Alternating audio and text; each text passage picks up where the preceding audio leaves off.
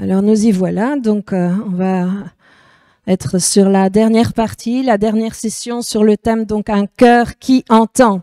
Alors j'ai envie de vous dire merci pour votre assiduité.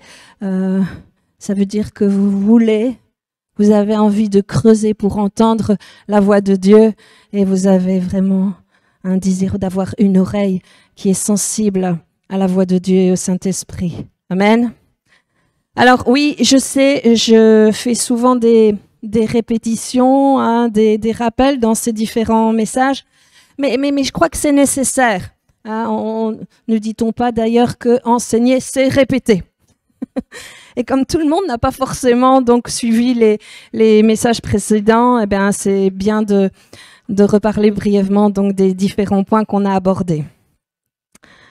Et pour ceux qui peuvent regarder la vidéo. Alors pour faire un petit récapitulatif de cet enseignement, hein, des 3 messages précédents, nous avons commencé, on a vu le début de ce thème. Dans les textes de l'Apocalypse, on avait pris ça et on avait vu que dans les 3 premiers chapitres, Jésus insistait énormément sur le fait que celui qui a des oreilles entende ce que l'Esprit dit aux églises. Et on a vu que l'importance d'entendre la voix, d'entendre le Saint-Esprit de Dieu et surtout ce qu'il veut nous dire. Et de là, on a été amené à voir que ça a été quelque chose qui a été dit également dans la parabole du semeur. Et on a vu donc cette même insistance de Jésus, notamment dans Luc 8, verset 8 et un petit peu plus loin. Donc on voit que Jésus il dit, Jésus dit à haute voix. Donc là, quand on élève la voix, c'est qu'on a envie de capter l'attention des gens. Donc si à ce moment-là, il y a élevé la voix, c'est qu'il y avait quelque chose d'important. Donc Jésus dit à haute voix que celui qui a des oreilles pour entendre, entende.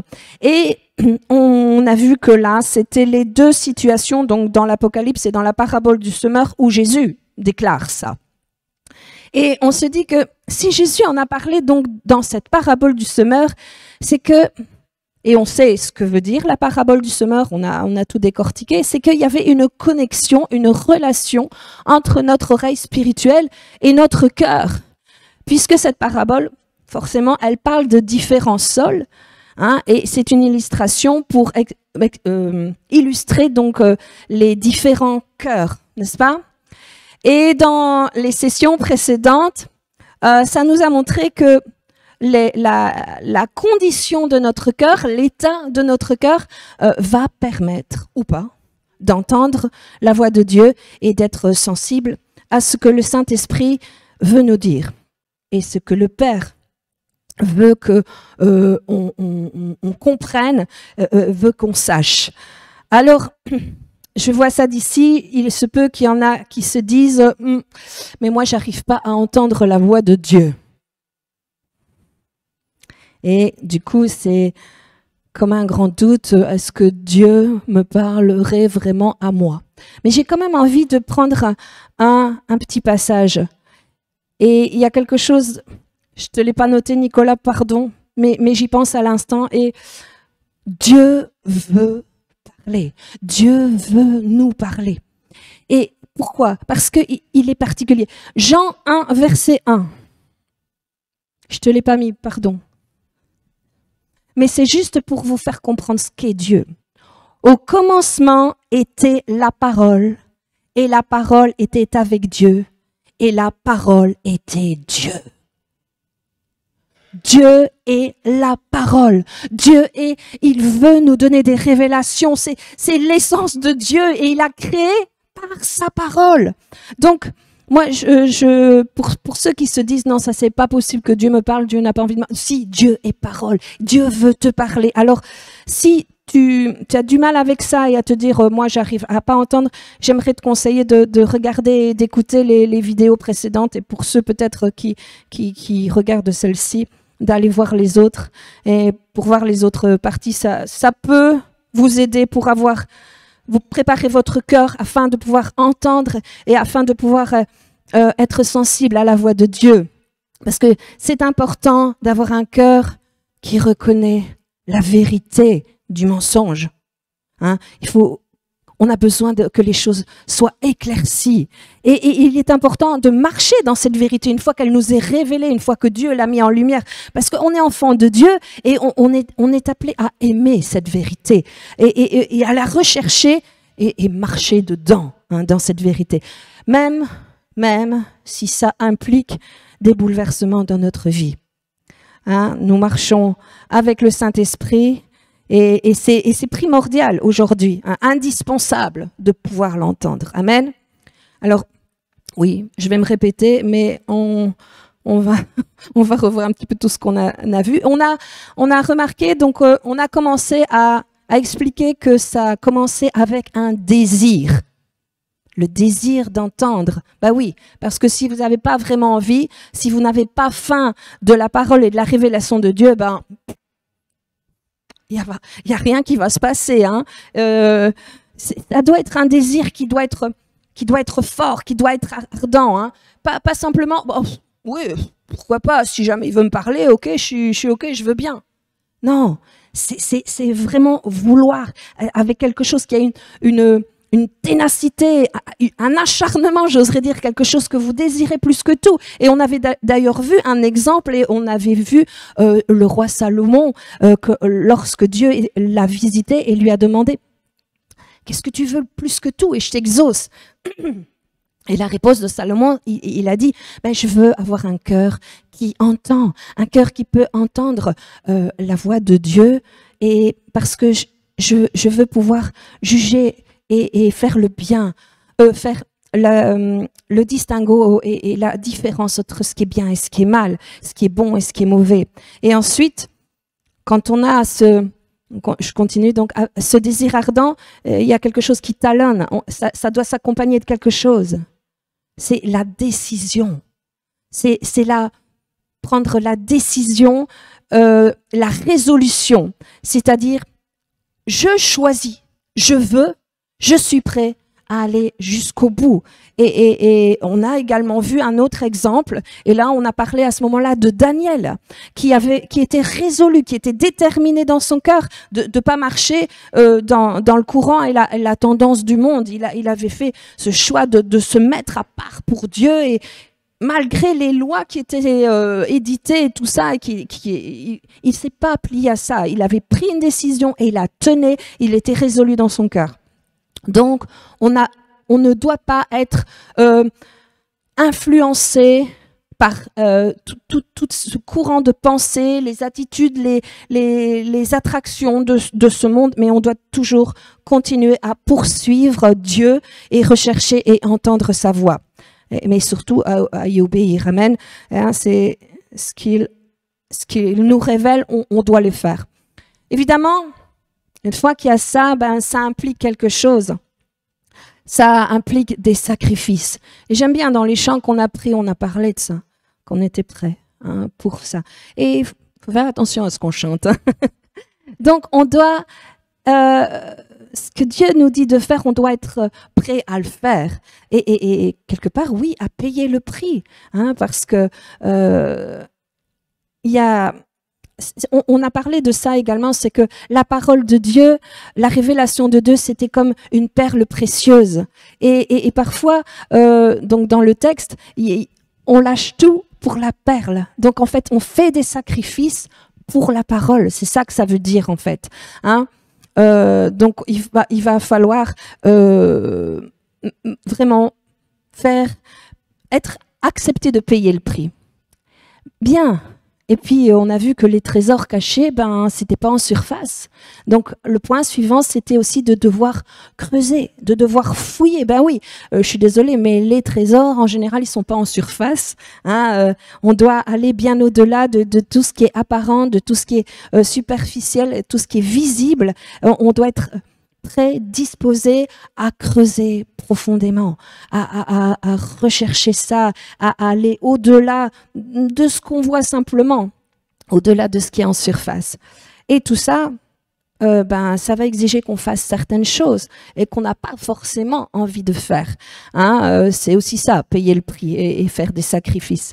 Et je voudrais vous exhorter parce que il y a, une fois que vous avez pris cette décision, il y a le Saint-Esprit qui va vous, je dirais pas vous tourmenter, mais qui va vous presser pour que justement vous preniez ce nouveau départ et ces changements dans vos vies. Et peut-être que pour certains, ça va être de prendre un créneau dans votre emploi du temps pour vous consacrer à Dieu et à sa parole. Hein, et peut-être que vous allez devoir faire donc un sacrifice et sabrer dans vos temps de hobby ou de loisirs. Vous savez, quand le Saint-Esprit met le doigt sur quelque chose, c'est pas simplement pour qu'on ressente le doigt, c'est pour qu'on agisse. Hein. Et c'est vrai qu'une fois que tout ça est mis en œuvre, on a vu que, et qu'on a cette parole, on a vu que l'ennemi, il vient. J'en ai parlé tout à l'heure. Donc, avec des attaques, avec des tribulations et des persécutions.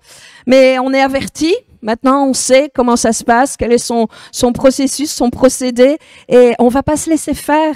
Et on doit pas se laisser détourner. Et on doit pas accepter de tomber alors dans l'offense. Et s'il y a un problème et qu'il n'y a pas certaines réalisations, et c'est pas à cause de Dieu, ça on avait vu, et que peut-être on n'a pas compris quelque chose, on n'a pas percuté, ou que simplement quelque chose ne va pas. Mais nous devons refuser d'être offensés, ni avec les uns et les autres, ni avec la parole, ni avec la révélation, avec le message, mais surtout pas avec Dieu. Amen.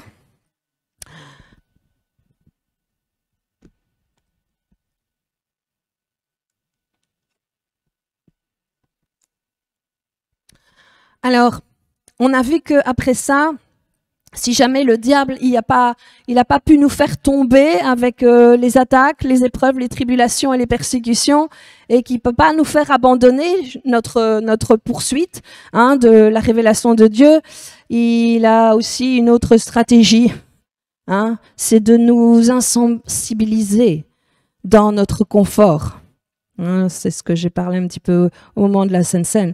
Et là, il nous met toutes sortes de choses, des désirs, des occupations, des préoccupations aussi, des soucis, des priorités, enfin, toutes sortes de choses, afin vraiment qu'on soit détourné, distrait, et que nos priorités soient renversées, et que Dieu et sa révélation, c'est plus notre priorité numéro 1. Alors, croyez-moi, Satan sait très bien comment nous occuper, nous préoccuper et nous distraire. Et on doit vraiment réagir devant ça et mettre les priorités dans le bon ordre et de mettre Dieu en toute première priorité. Amen. Donc, sinon, qu'est-ce qui se passe? Et ça, on l'a vu, ça nous emmène dans une situation où on se refroidit et on a une tiédeur spirituelle. Alors, il faut qu'on garde notre feu et notre passion pour Dieu. Amen. C'est quelque chose de tellement facile de tomber dans ce piège-là. Et on avait même illustré, c'est très connu, l'histoire de cette grenouille qui cuit petit à petit, sans qu'elle s'en rende compte. Et donc, il faut que nous veillons. Il ne faut pas qu'on devienne tiède. Car, moi, ce passage, ça me met comme un coup d'électricité. Quand Jésus a parlé ainsi, ainsi parce que tu es tiède et que tu n'es ni froid ni bouillant, je te vomirai de ma bouche. Ouais, je me dis, oh non, l'image est terrible, mais je veux pas ça. Ça, c'était dans Apocalypse. Donc, il faut qu'on reste passionné et bouillant pour Dieu, amen, et pour toutes les choses de Dieu. Donc, il faut vraiment que nous ne tombions pas dans ce piège et on doit en être conscient parce que maintenant on est averti. Donc, on doit être résolu à chercher Dieu, à entendre sa voix. Et on avait vu au travers des différents messages, les différents sols et je devrais dire les 4 types de cœurs. Et on a pu voir que quand on avait lu les passages, le bon cœur, donc le bon sol, c'était celui qui comprenait la parole, qui avait poursuivi Dieu et qui avait reçu des révélations. Et qu'est-ce qu'il est dit de ces sols justement dans la suite? Il est dit qu'ils vont commencer à porter du fruit, l'un 30, certains 60 et d'autres 100. Bon, mais je crois que de toute façon, idéalement, on va aller voir ces différents versets. On va prendre donc le premier dans Matthieu 13, verset 23, donc dans la version Darby. Donc ça, c'est les 3 passages sont au sujet du bon sol, du bon cœur. Et celui qui a été semé sur la bonne terre, c'est celui qui entend et comprend la parole, qui aussi porte du fruit et produit l'un 100, l'autre 60, l'autre 30. Regardons aussi maintenant, donc, toujours dans la version Darby, Marc 4, verset 20. Et ceux qui sont semés sur la bonne terre, ce sont ceux qui entendent la parole et la reçoivent et portent du fruit. L'un 30 et l'autre 60 et l'un 100. Et pour finir, on va aller regarder le passage dans Luc, mais je me permets de faire une petite parenthèse. Je ne sais pas si vous avez remarqué, mais au travers des autres passages sur les terrains, quand il n'y a pas de fruits, vous avez remarqué que ce n'est jamais le problème de la semence. C'est-à-dire, c'est jamais la parole, la révélation. Mais qu'est-ce qu'on voit? On voit que le problème vient toujours du sol, vient toujours du cœur en l'occurrence. Donc il n'y a pas de problème avec la parole, avec la révélation de Dieu. Le problème, c'est toujours le cœur. La condition du cœur, ce sol, qui va faire en sorte que cette révélation, cette parole, va devenir fructueuse, produire du fruit dans votre vie ou pas. On va prendre donc le passage dans Luc maintenant. Luc 8, verset 15. Second. Ce qui est tombé dans la bonne terre, ce sont ceux qui, ayant entendu la parole avec un cœur honnête et bon, la retiennent et portent du fruit avec persévérance. Alors, au travers de ces 3 différents passages, voire ces différents évangiles, on voit que premièrement, dans Matthieu, il nous est révélé que celui qui reçoit la parole et qui comprend la parole, c'est-à-dire qu'apparemment là, il y a une révélation, on passe de quelque chose qui est en surface, qui est superficiel, à quelque chose qui est profond. On a creusé, puisqu'il comprend. On a reçu une révélation. Deuxièmement, dans Marc, ici, donc dans le passage qu'on a vu dans Marc, c'est révélé que celui qui entend la parole reçoit la parole. Qu'est-ce que ça veut dire, recevoir la parole? J'ai envie de vous illustrer ça. On a déjà assisté à ce genre de situation, qu'une personne a entendu un message et vraiment, ça lui a fait du bien, elle est enthousiasmée, elle est enchantée du message, vraiment, c'était un bon message, et quelqu'un lui demande, ah bon, c'était bien, mais alors c'était quoi? Ouais, c'était vraiment bien, mais je ne saurais plus te dire vraiment, je ne me rappelle pas, mais ça m'a fait du bien, c'était bien. Vous comprenez?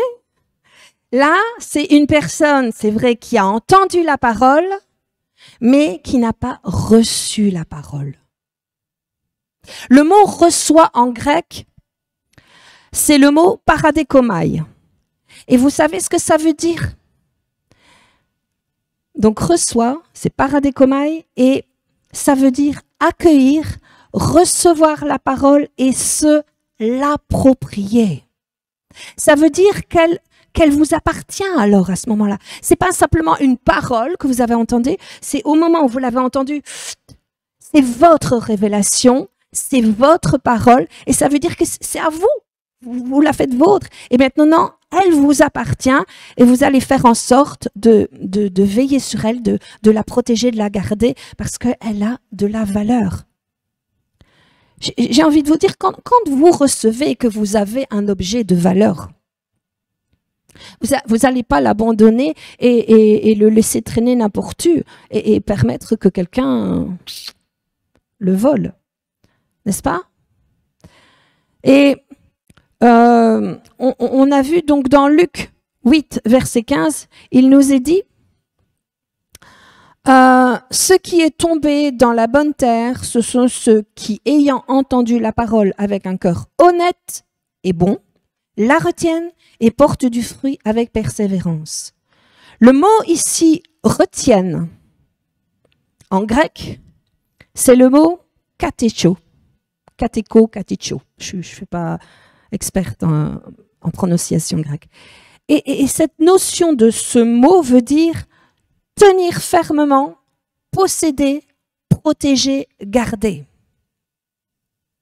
Donc, vous voyez, quand vous avez quelque chose de valeur, vous n'allez pas, comme j'ai dit juste avant, le laisser traîner n'importe où, mais vous allez la tenir, la protéger, la garder, la posséder. Qu'est-ce que ce verset nous révèle? Que quelqu'un qui reçoit, donc on parle ici donc d'un bon cœur. C'est un cœur qui a un désir ardent pour la parole de Dieu, un cœur qui est résolu à poursuivre Dieu, un cœur qui est prêt à payer le prix, un cœur qui refuse toute forme d'offense, un cœur qui se protège, qui est protégé des distractions, des désirs contraires à la volonté de Dieu, et un cœur qui va garder Dieu en priorité. Et ce genre de cœur va recevoir la parole, va la comprendre, va la protéger et se l'approprier. Vous savez ce que ça veut dire, s'approprier? Ça veut dire que vous allez passer d'être juste un auditeur et vous allez passer à être acteur de la parole. Vous allez commencer à agir selon la parole. C'est pas suffisant simplement d'entendre la parole. Rappelez-vous, on va prendre Jacques 1, versets 21 à 26 dans la version Darby.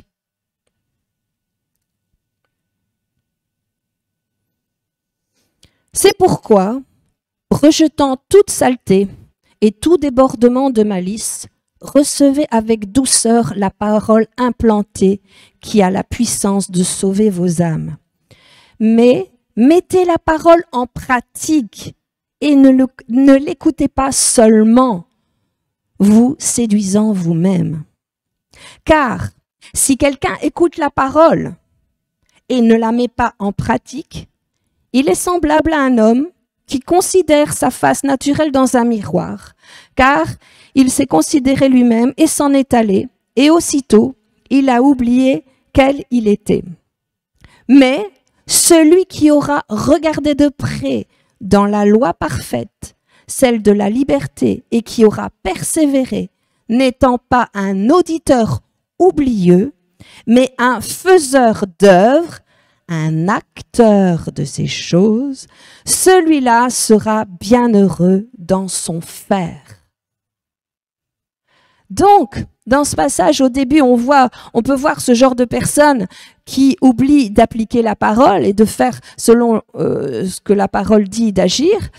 Et maintenant, après, il y a la version, vous êtes les décideurs, parce que vous avez reçu la parole, vous avez reçu une révélation que Dieu vous a parlé. Et vous savez, Dieu ne donne pas ça simplement pour vous remplir la tête, hein.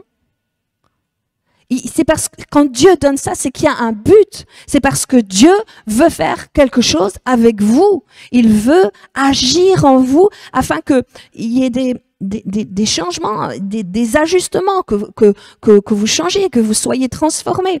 Alors, quand vous recevez une révélation et que vous entendez sa voix, il faut que vous vous disiez, OK Seigneur, qu'est-ce que je fais de cette révélation? Comment est-ce que je vais permettre à cette révélation de changer ma vie? qu'est-ce que tu veux que je change? Et il faut qu'il y ait une application à la parole, à la révélation. C'est pas simplement pour être rempli, instruit et que vous ayez plus de connaissances. Hein? C'est pour, il y a un but, c'est afin de transformer votre vie, pour que vous changiez et qu'on corrige certaines choses. Donc c'est important de posséder la parole, de se l'approprier. Et en fait, c'est tout bête, c'est se poser la question, Dieu, comment veux-tu que j'applique cette parole? Qu'est-ce que je dois faire avec cette révélation? Qu'est-ce que tu veux que je change? Amen?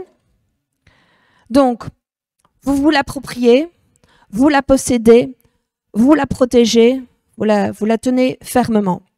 Mais on peut remarquer que dans la Bible, il y a, dans cette parabole du semeur, même pour le bon cœur qui a reçu la parole, hein, qui se l'est appropriée, qui la possède et qui la protège, il y a ce bon cœur fait que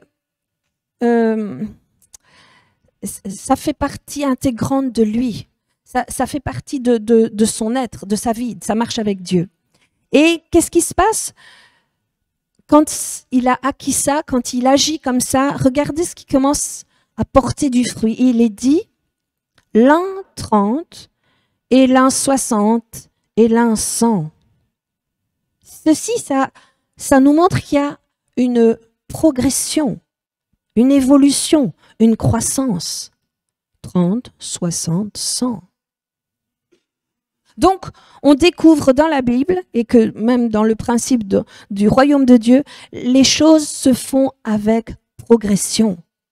Notre capacité à entendre Dieu, notre capacité, celle de notre oreille spirituelle, notre capacité de concevoir, de plus en plus de révélations, tout ça, ça va grandir. Et la révélation va grandir. Et je pourrais dire que Dieu veut et va élargir votre cœur. Votre capacité de recevoir les révélations de Dieu, ça va grandir. Vous savez, on a cet organe qui est extraordinaire, qui est l'estomac. Il a cette capacité de plus vous mangez, de plus en plus, et plus votre estomac s'élargit et augmente sa capacité de recevoir de la nourriture, en fait. Je sais que c'est pas le meilleur exemple, mais c'est un peu pour illustrer, comme ça vous comprenez. Hein. Je vous dis pas de faire ça. Hein. C'est élargissez votre cœur, oui, mais pas votre estomac. Hein. C'est pas ça que je veux dire. Donc, j'oserais dire qu'un petit peu de la même manière. Vous avez saisi que c'est une image. Je pourrais dire que votre cœur spirituel va grandir, va s'élargir. Votre cœur peut s'agrandir pour permettre de recevoir de plus en plus de révélations. Et ce qu'il y a aussi, ça va être des révélations de plus en plus fortes, de plus en plus importantes et de plus en plus puissantes et profondes. Amen. Et on va prendre un verset dans 1 Roi 4 et rappelez-vous donc ce roi Salomon qui avait demandé que Dieu lui donne un cœur qui puisse entendre la voix de Dieu, un cœur qui savait discerner entre le bien et le mal. Et regardez ce qui est dit dans ce passage, donc 1 Roi 4 verset 29 dans la version d'Arby. Et Dieu donna à Salomon de la sagesse et une très grande intelligence et un cœur large, comme le sable qui est sur le bord de la mer. Donc, ça nous montre bien là que Dieu voulait élargir le cœur de Salomon. Et ça veut dire peut-être que Salomon, il a commencé petit, hein, il a commencé à recevoir, à entendre la voix de Dieu, et puis il a persévéré là-dedans, il a continué, et son cœur s'est élargi. Parce qu'on parle ici d'un cœur large. Sa disposition de recevoir et de comprendre s'est élargie. Sa faculté de recevoir les révélations, elle s'est élargie et la capacité de porter alors du fruit s'est élargie. Amen. Alors, comment élargir notre cœur? Comment élargir notre capacité spirituelle, notre disposition d'entendre la voix de Dieu et cette faculté? de recevoir de plus en plus de révélations et de plus grandes et de plus profondes révélations et plus puissantes. Alors, comment faire? Alors, si vous regardez dans Luc 8, il y a une clé. Hein? Et cette clé, elle nous est révélée pour permettre de comprendre comment élargir notre cœur. Donc, on va prendre Luc 8, versets 16 à 18.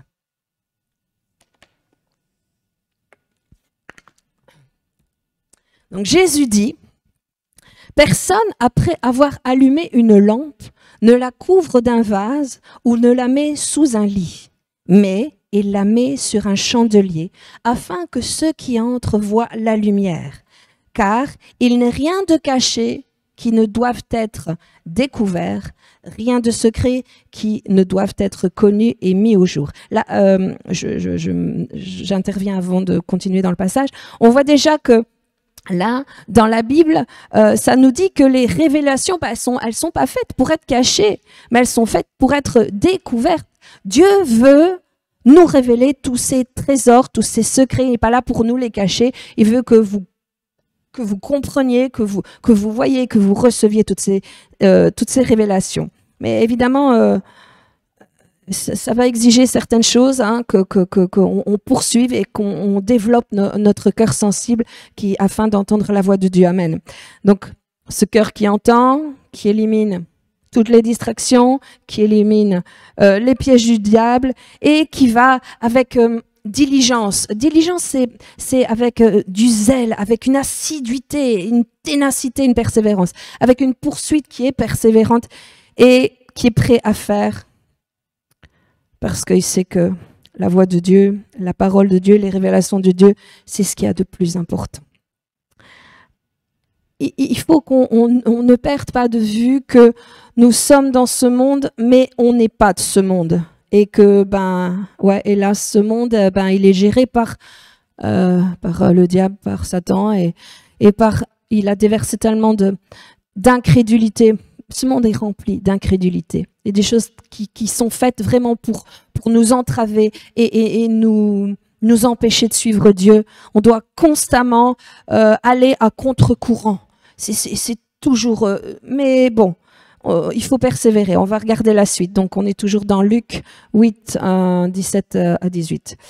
Je reprends un peu. « Car il n'est rien de caché qui ne doive être découvert, rien de secret qui ne doive être connu et mis au jour. Prenez donc garde à la manière dont vous écoutez, car on donnera à celui qui a, mais à celui qui n'a pas, on ôtera même ce qu'il croit avoir. » Notez qu'il y a quelque chose d'important ici. Il est dit, prenez garde à la manière dont vous écoutez ou comment vous écoutez.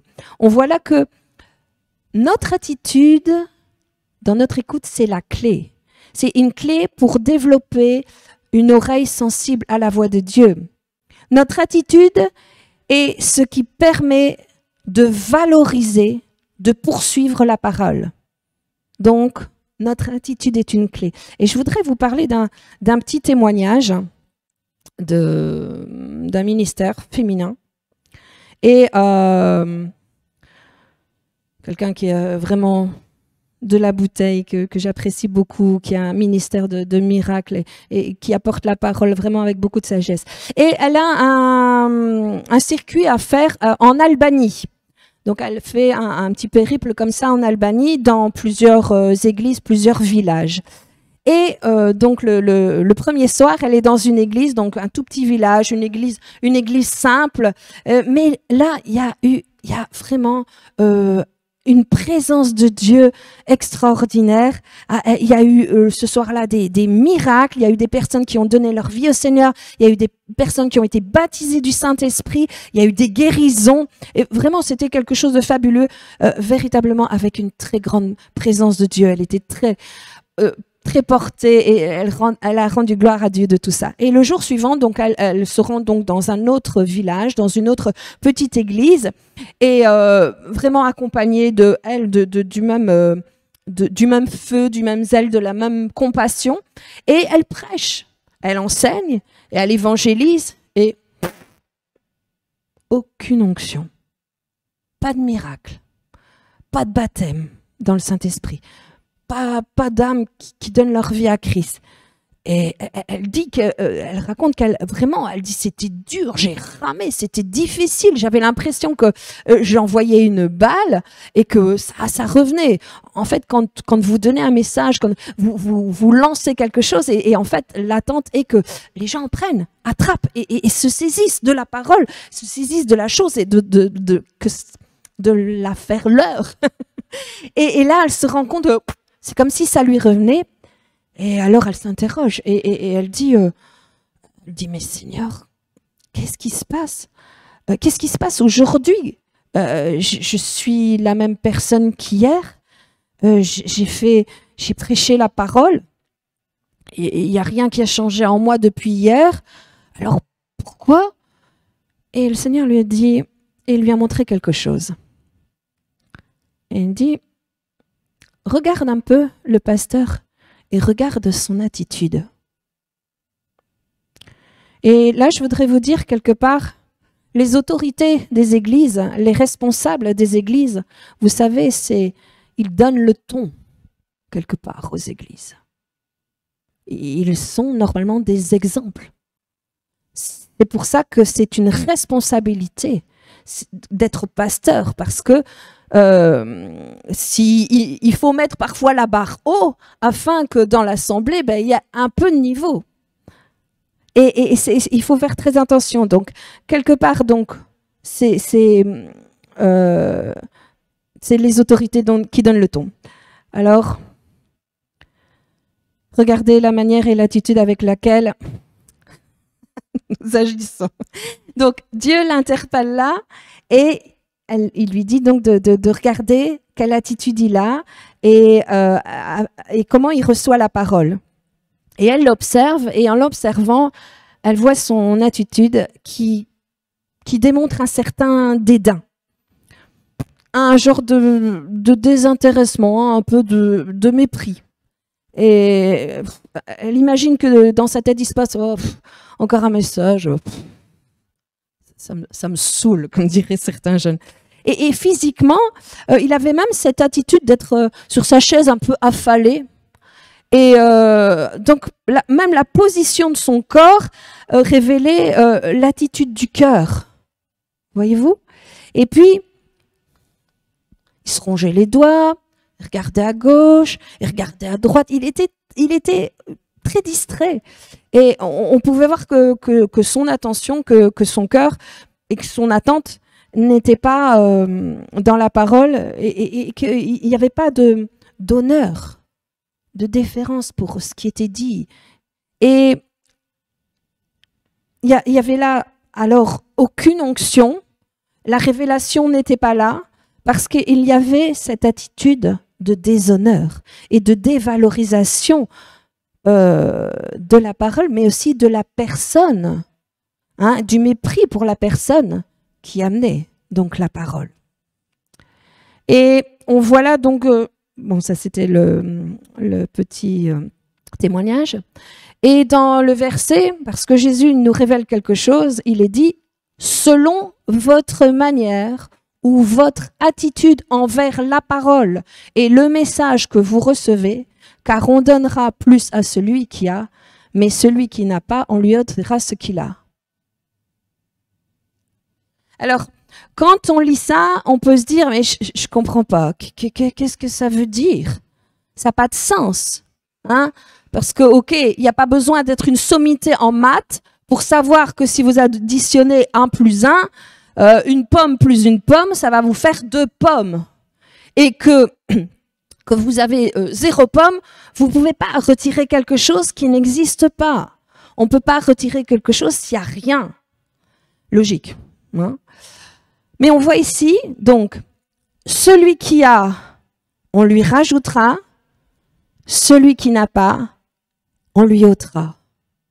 Comment on peut ôter de celui qui n'a pas? Et si on fait une petite recherche, on peut découvrir que les mots du verset, donc, celui qui a, celui qui n'a pas, c'est en grec le mot écho.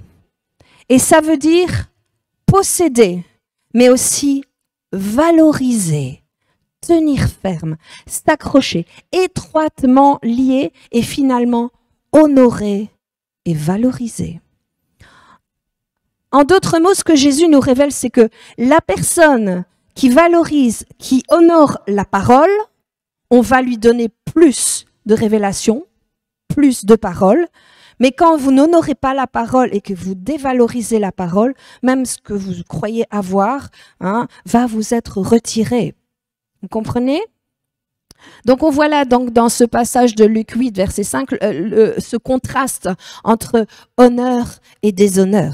Rappelez-vous, on avait vu ça, la semence qui a été semée, celle qui était sur le bord du chemin, là où c'était un terrain qui était très dur, qui était damé, qui était endurci. Qu'est-ce qu'il est dit? On va prendre version Darby, Luc 8, verset 5. Le semeur sortit pour semer sa semence, et comme il semait, quelques grains tombèrent le long du chemin et furent foulés aux pieds, et les oiseaux du ciel les dévorèrent. Foulés aux pieds. Je vous avais parlé dans le premier message justement que ce geste, c'est vraiment... Il y a du mépris. Quand on marche et qu'il y a quelque chose dans lequel on ne veut pas marcher ou qui est insignifiant ou qui dérange... C'est comme si on shootait dedans, mais c'est vraiment sans respect. Et c'est un peu ça que ça veut dire. Donc, rappelez-vous ce geste de mépris, et ceci nous montre, ça illustre le déshonneur. Et regardez notamment lorsque Jésus a parlé à la femme cananéenne. Donc, cette femme cananéenne vient auprès de Jésus pour lui demander de secourir sa fille qui était tourmentée par un démon. On va voir un petit peu ce que Jésus a dit. On va prendre Matthieu 15, versets 26 à 28. Il répondit, « Il n'est pas bien de prendre le pain des enfants et de le jeter aux petits chiens. » Qu'est-ce que Jésus, vous voulez voir en disant ça? Qu'est-ce qu'il voulait provoquer en elle? Eh bien, il voulait voir si elle honorait la parole ou si elle était un petit peu comme le peuple cananéen qui, en fait, déshonorait, qui méprisait, qui donnait aucun égard pour Dieu et sa parole. Et il voulait voir en elle, pouvoir mesurer où elle en était, en fait. Car il connaissait bien le tempérament des Cananéens et qui n'honoraient pas la parole. Et quelque part, Jésus, il n'avait pas envie, comme on pourrait dire, de jeter ses perles au bourseau, hein, si vous connaissez l'expression. Donc Jésus ne voulait pas que ces bénédictions, ces guérisons soient jetées par un peuple qui n'honore pas la parole de Dieu. Alors, on va regarder ce qu'elle dit ensuite. Verset 27. « Oui, Seigneur, dit-elle, mais les petits chiens mangent les miettes qui tombent de la table de leur maître. » Elle trouvait que c'était tellement important, elle valorisait et elle se disait que même les miettes, elle s'en serait satisfaite, que ça aurait été suffisant. Et là, Jésus a vu qu'elle honorait la parole, qu'elle honorait les choses de Dieu. Et Jésus lui dit, verset 28, « Alors Jésus lui dit, « Femme, ta foi est grande, qu'il te soit fait comme tu veux. » Et à l'heure même, sa fille fut guérie. Oh, alléluia. Amen.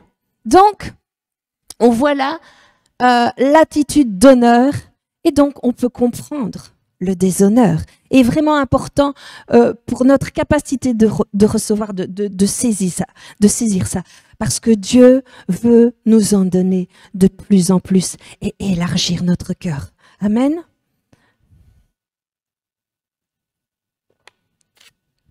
J'ai trouvé le verset un petit peu dans la version amplifiée et je voudrais vous le lire parce que je trouve qu'il est bien clair. Soyez diligents. Donc on a vu que diligent, ça voulait dire appliqué, zélé, actif, assidu. Donc soyez diligents pour comprendre la signification de tout ce que vous entendez. Car en faisant cela, plus de compréhension vous sera donnée et selon la profondeur de votre désir, de votre diligence de comprendre, tellement plus vous sera rajouté. On voit donc que celui qui honore la parole de Dieu, plus lui sera donné. Alors j'ai envie de vous dire, faites en sorte que continuellement vous honorez la parole. Et vous avez vu qu'il y a un processus aussi graduel qui est illustré dans la Bible. Et vous n'allez pas passer de 5 km/h à 200 km/h. Hein. Et on voit notamment dans Marc 4, versets 26 à 28. Il dit encore, « Il en est du royaume de Dieu, comme quand un homme jette de la semence en terre. Qu'il dorme ou qu'il veille, nuit et jour, la semence germe et croît, sans qu'il sache comment. La terre produit d'elle-même, d'abord l'herbe, puis l'épi, puis le grain tout formé dans l'épi. » Donc on voit encore ici bien l'illustration de ce principe de progression. Hein? Le grain, l'herbe, puis l'épi, puis le grain dans l'épi. Et de la même manière, vous n'allez pas, pour commencer, recevoir une révélation énorme. Hein, vous allez débuter avec des petites révélations. Et selon Dieu et votre manière d'écouter, d'entendre, de recevoir, de comprendre, et aussi selon votre diligence et votre amour, et la profondeur de votre désir, alors plus vous sera donné. Dans la manière dont vous allez honorer la révélation de Dieu que Dieu vous donne. Alors, je voudrais quand même dire, c'est parce que je parle de progression, de ce principe, et j'ai envie de vous dire, même si vous commencez petit, avec des petites révélations, surtout, ne méprisez pas les petites révélations. Hein? Dieu va toujours commencer petit. Et puis ça grandit, et puis ça grandit. Hein? Il est dit 30, 60, 100. Et si Dieu vous donne une petite révélation, surtout ne la méprisez pas, mais honorez-la et remerciez Dieu pour ça et gardez-la, protégez-la. Appropriez-vous cette révélation et surtout marchez selon cette révélation et pas la négliger. Il faut pas l'ignorer. Amen. Vous savez, c'est très facile de mépriser les petits débuts, hein, mais moi, je crois qu'il faut remercier Dieu pour toutes les révélations, même si elles paraissent petites. On apprend au travers de ça la patience. Il y a la patience dans la croissance des choses du royaume de Dieu. Et les choses grandissent petit à petit. Et croyez-moi, j'ai envie de vous dire, c'est en fin de compte une très bonne chose hein, pour nous, qu'il y ait ce processus, que ça prenne du temps, parce que je crois que ce serait vraiment très problématique si les gens recevaient comme ça, du jour au lendemain, une révélation énorme. Je crois qu'ils ne pourraient pas savoir comment ils doivent gérer cette révélation. Hein. Et j'avais parlé justement lundi à Fabrice, c'est comme si vous donniez une Ferrari à conduire à un enfant de 12 ans. Hein, il va pas savoir comment conduire et gérer toute la puissance de la Ferrari. Et j'oserais même dire c'est parfois destructeur parce que j'ai vu de jeunes chrétiens qui avaient reçu et là je pense que la sagesse s'impose auprès des prophètes quand il y a un jeune de balancer parfois des révélations. Bien sûr, je pense qu'il y a des destinées extraordinaires, mais il faut préparer la personne et parfois peut-être donner au goutte à goutte de la révélation. Et j'ai vu donc un jeune recevoir une révélation d'une dimension extraordinaire, mais il était tout frais en Christ. Et en fait, ça l'a détruit parce que il n'a pas su gérer l'ampleur de cette révélation. C'était trop pour lui d'un coup. Et ce jeune, il s'est détourné de Dieu. Alors que oui, je crois qu'il y avait un réel appel sur sa vie et pas mal de puissance qui était prévue au travers de son appel. Et c'était trop. Et je crois que là, il faut accepter de passer par des petits débuts. Parce que voilà, on n'est pas toujours prêt à recevoir des révélations trop importantes. Donc, Dieu nous permet de grandir Et dans ce processus de révélation, donc de petit à petit, de plus en plus grand, selon l'honneur qu'on lui attribue à cette révélation et à la parole de Dieu lui-même. Je voudrais reprendre donc Luc, verset 15. Il nous est dit, ce qui est tombé dans la bonne terre, ce sont ceux qui, ayant entendu la parole avec un cœur honnête et bon, la retiennent et portent du fruit avec patience et persévérance. Alors, dans votre poursuite de Dieu, ne lâchez pas prise, continuez, peu importe si ce sont des petits progrès, mais l'important c'est de persévérer, de poursuivre, de continuer. Et c'est vrai, ça va aller de petit à petit, mais jusqu'à de plus en plus grand. Amen. Et plus vous en aurez, plus vous écoutez, que vous recherchez la voix de Dieu, plus vous allez grandir et votre cœur va s'élargir. Hein, et vous allez pouvoir produire 30, 60 et 100. Amen. Vous serez des personnes fructueuses, efficaces et précieuses. Amen. Des personnes qui savent changer, qui savent grandir. Vous savez, je pense que quand ça s'observe dans vos vies, ça va changer votre entourage et vous allez avoir de l'impact parce que on est appelé des fils et des filles de Dieu et Dieu veut que nous changeons. Il nous appelle à avoir un impact dans cette vie et dans les personnes qui sont autour de nous. Tout ça parce que justement vous aurez donc cherché Dieu et développé un cœur sensible qui entend ce que l'Esprit veut vous dire. Amen. Je vais clôturer le message et vous souhaiter un bon dimanche.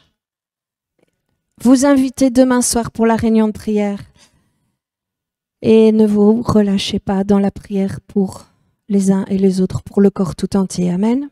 Voilà, soyez bénis. Amen.